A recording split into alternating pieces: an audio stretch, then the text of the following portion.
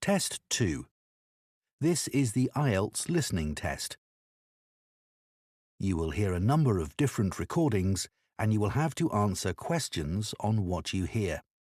There will be time for you to read the instructions and questions and you will have a chance to check your work.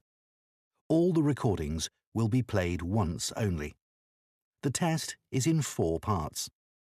At the end of the test, you will be given 10 minutes to transfer your answers to an answer sheet. Now turn to Part 1.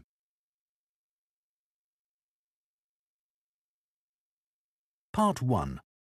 You will hear 2 friends talking about a guitar group.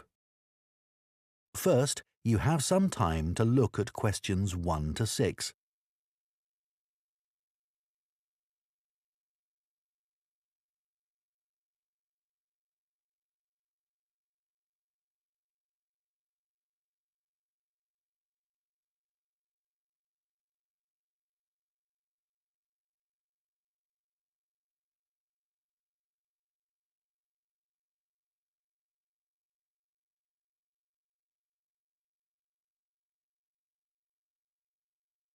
Now listen carefully and answer questions 1 to 6. Hi, Coleman. How are you? Good, thanks. I wanted to have a chat with you because our friend Josh told me that you've joined a guitar group and it sounds interesting. I'd really like to learn myself. Why don't you come along? I'm sure there's room for another person. Really? So, who runs the classes? He's called a coordinator. His name's Gary Matheson. Let me note that down. Gary... How do you spell his surname? It's Matheson.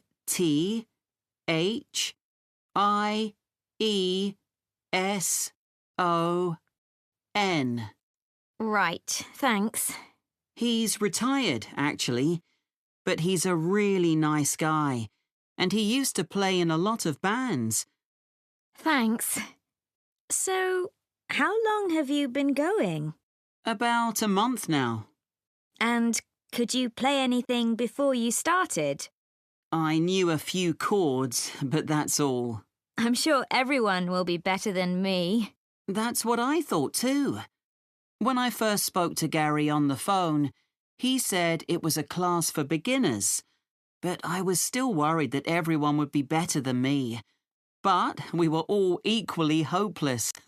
Oh, that's reassuring. So, where do you meet? Well, when I joined the group, they were meeting in Gary's home. But as the group got bigger, he decided to book a room at the college in town. I prefer going there. I know that place. I used to go to tap dancing classes there when I was at secondary school. I haven't been since, though, and I can't remember what road it's in. Is it Lock Street? It's just beyond there, at the bottom of New Street, near the city roundabout. Yes, of course. The guitar club is on the first floor in room T347. Right. And when do you meet? Is it at the weekend? We meet on Thursdays. It used to be 10:30, and that suited me well. But now we meet at 11. The class that's in there before us asked if they could have the room for another 30 minutes. Oh, I see. Well, I'd love to come, but I don't have a guitar. Well, you can always buy a second-hand one. There's a website called The Perfect Instrument that sells all kinds of guitars, violins, and so on. I'm sure you'll find something there. Before you hear the rest of the conversation, you have some time to look at questions 7 to 10.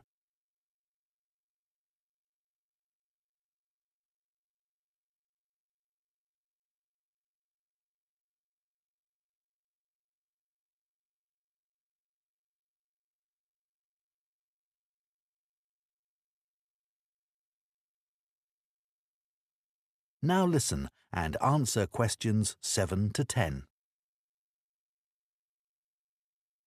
So, what's a typical lesson like with Gary? Well, he always starts by getting us to tune our guitars.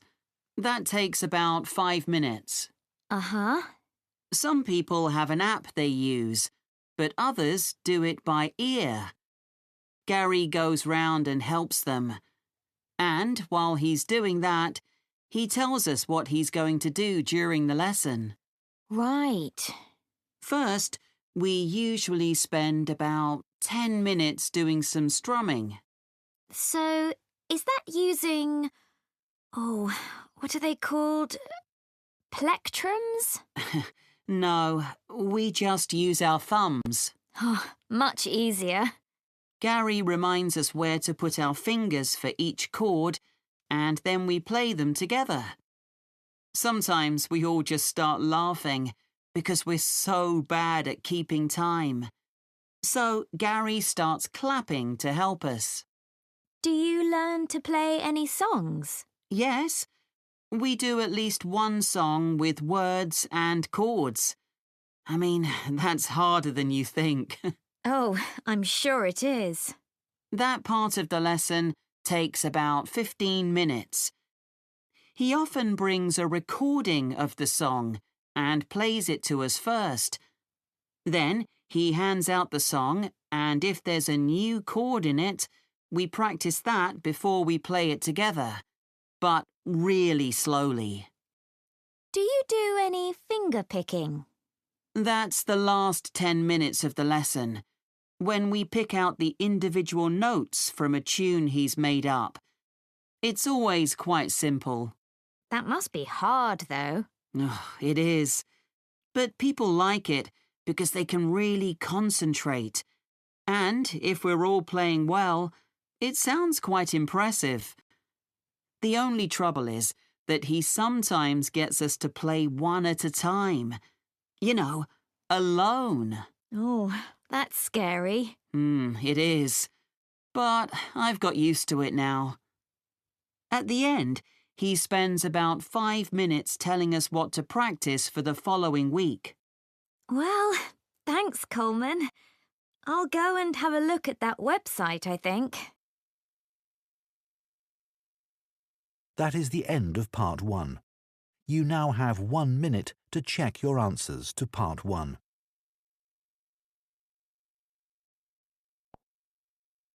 Part 2. You will hear a man called David talking on the radio about his work as a lifeboat volunteer. First, you have some time to look at questions 11 to 16.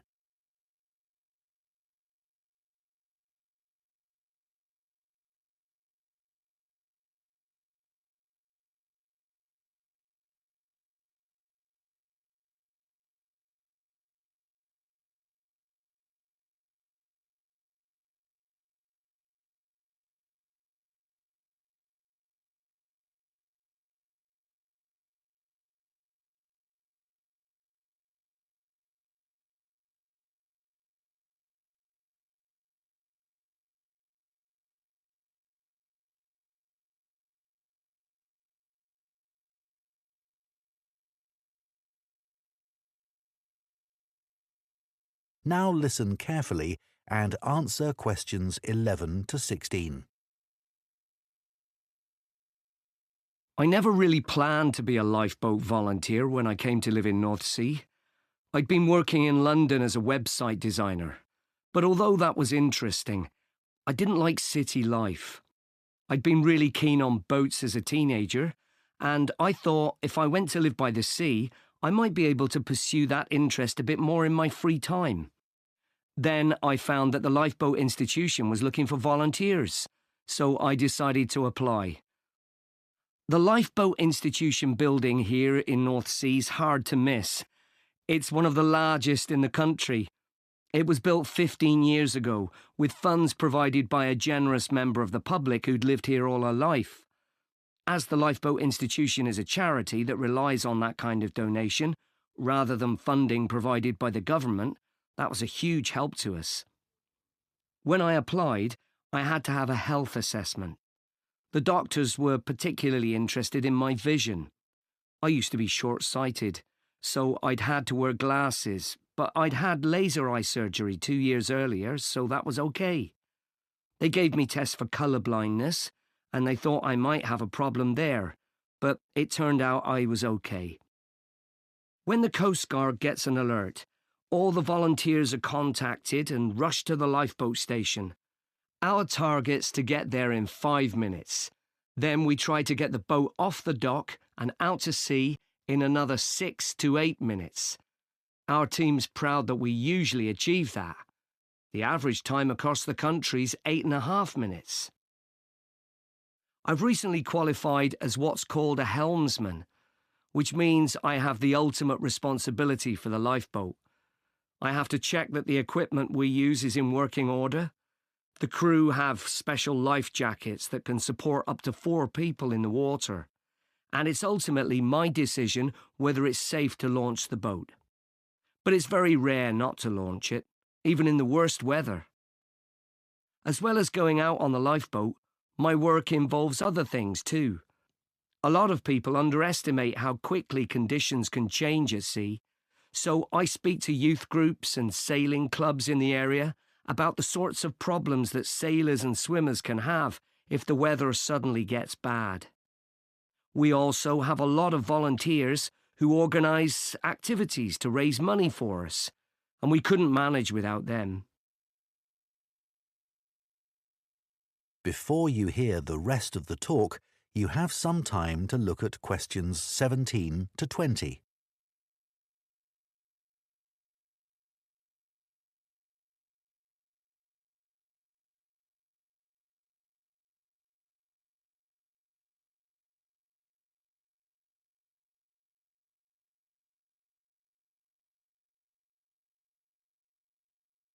Now listen and answer questions 17 to 20.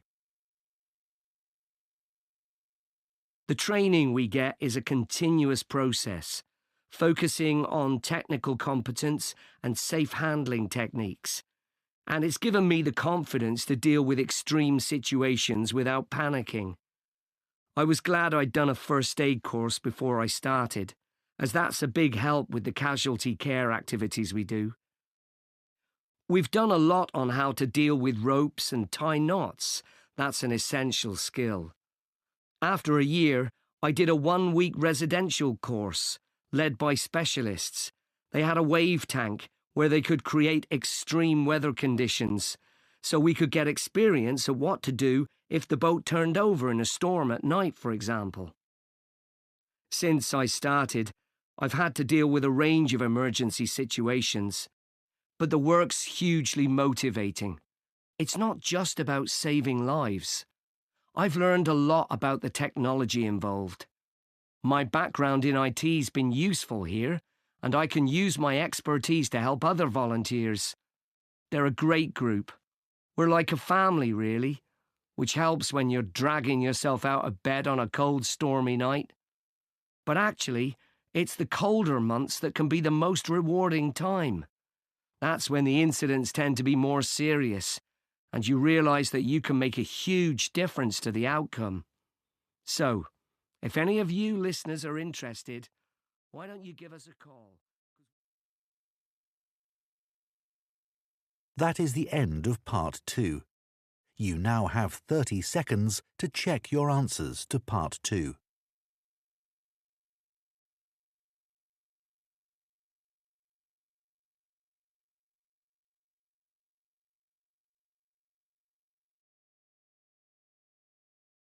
Part 3. You will hear 2 students called Bella and Don discussing a presentation they plan to do on recycling footwear. First, you have some time to look at questions 21 to 24.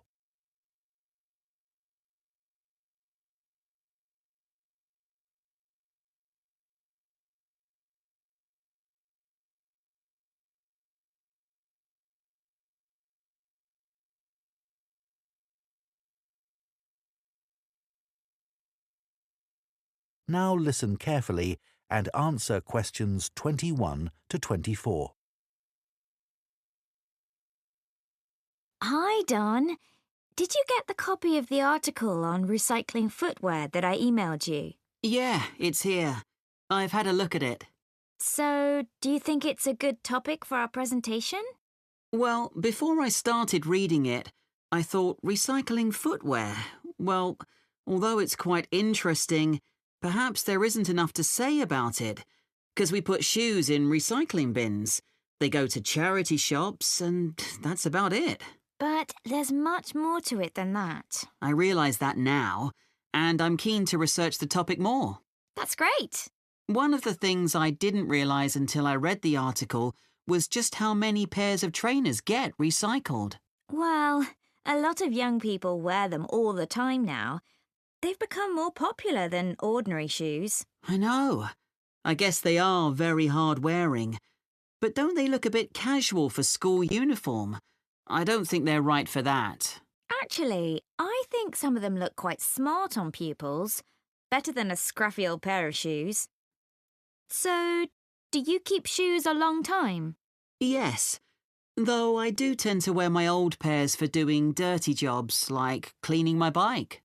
I must admit, I've recycled some perfectly good shoes that haven't gone out of fashion and still fit, just because they don't look great on me anymore. That's awful, isn't it? I think it's common because there's so much choice. The article did say that recent sales of footwear have increased enormously. That didn't surprise me. No, but then it said that the amount of recycled footwear has fallen. It's 6% now, compared to a previous level of 11%. That doesn't seem to make sense. That's because not everything goes through the recycling process.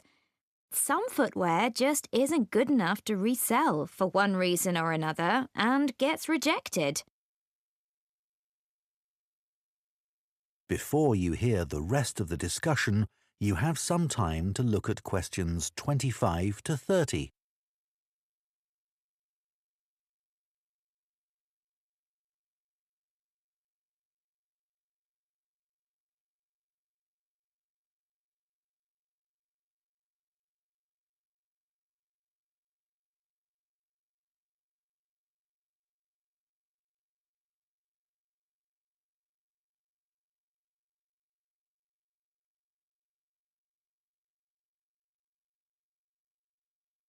Now listen and answer questions 25 to 30. So, let's find some examples in the article of footwear that was rejected for recycling. OK. I think there are some in the interview with the recycling manager. Yeah, here it is. Let's start with the ladies' high-heeled shoes. What did he say about those? He said they were probably expensive. The material was suede and they were beige in colour. It looked like someone had only worn them once, but in a very wet field, so the heels were too stained with mud and grass to resell them. OK. And the leather ankle boots. What was wrong with them? Apparently, the heels were worn, but that wasn't the problem. One of the shoes was a much lighter shade than the other one. It had obviously been left in the sun. I suppose even second-hand shoes should look the same. Sure. Then there were the red baby shoes. Oh, yes. We're told to tie shoes together when we put them in a recycling bin, but people often don't bother. You'd think it would have been easy to find the other, but it wasn't. That was a shame because they were obviously new. The trainers were interesting. He said they looked like they'd been worn by a marathon runner. Yeah. Weren't they split? Not exactly. One of the soles was so worn under the foot that you could put your finger through it.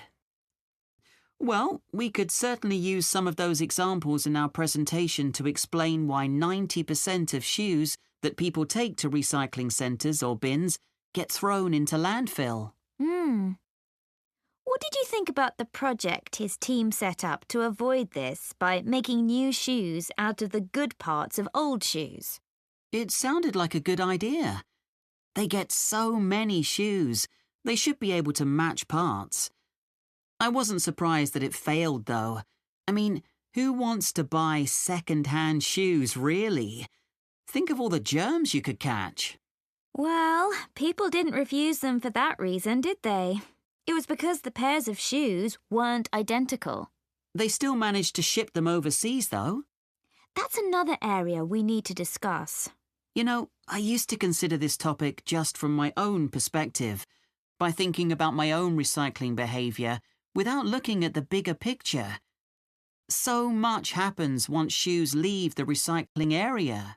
It's not as simple as you first think, and we can show that by taking a very different approach to it. Absolutely. So let's discuss how we're going to split up the present. That is the end of part 3. You now have 30 seconds to check your answers. Part 4. You will hear a zoology student giving a presentation about an animal called a tardigrade. First, you have some time to look at questions 31 to 40.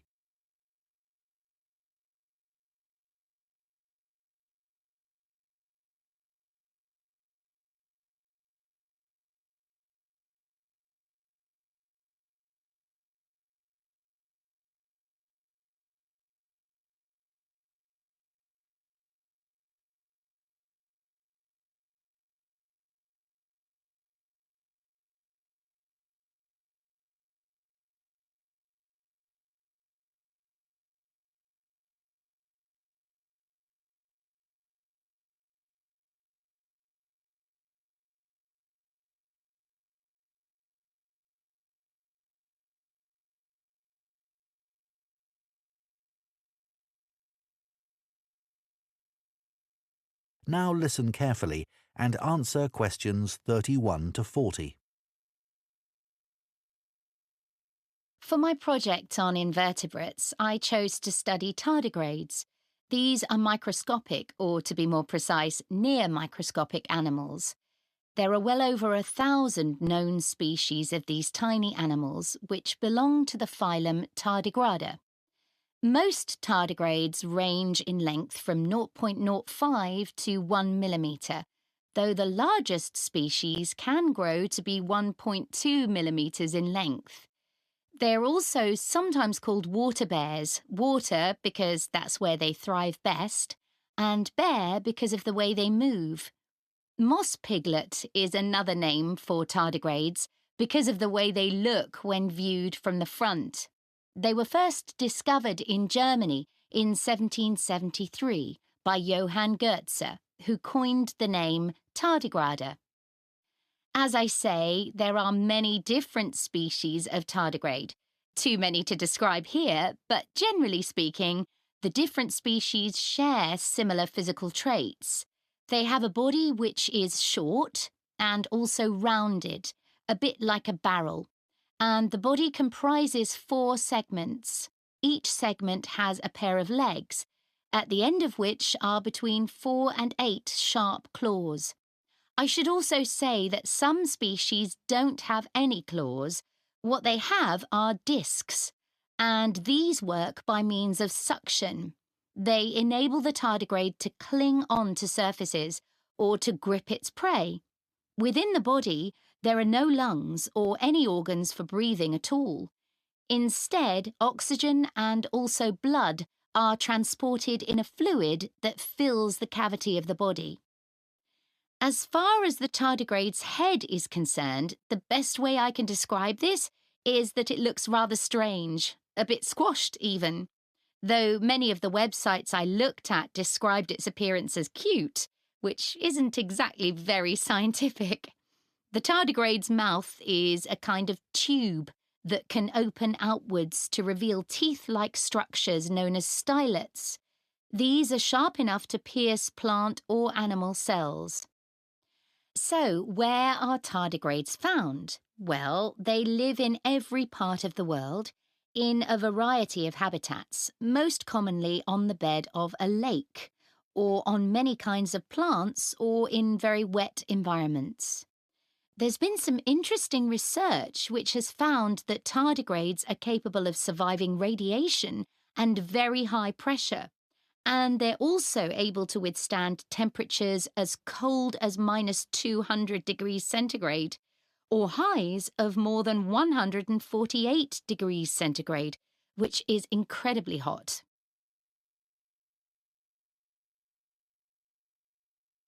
It has been said that tardigrades could survive long after human beings have been wiped out, even in the event of an asteroid hitting the Earth. If conditions become too extreme and tardigrades are at risk of drying out, they enter a state called cryptobiosis. They curl into a ball called a tun, that's TUN, by retracting their head and legs, and their metabolism drops to less than 1% of normal levels. They can remain like this until they're reintroduced to water, when they will come back to life in a matter of a few hours. While in a state of cryptobiosis, tardigrades produce a protein that protects their DNA. In 2016, scientists revived 2 tardigrades that had been tuns for more than 30 years.